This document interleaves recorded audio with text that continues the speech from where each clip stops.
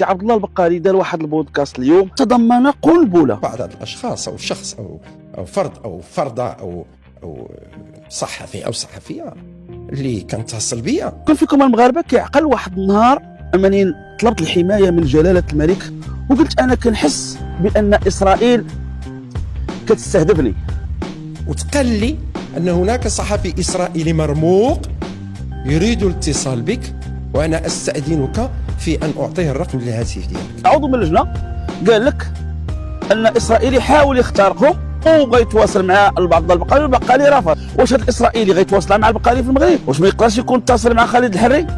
واش ما يمكنش يكون هضر مع يونس مجاهد؟ واش يمكن شي يكون هو اللي ورا ديك المكالمه الهاتفيه ديال خالد الحري؟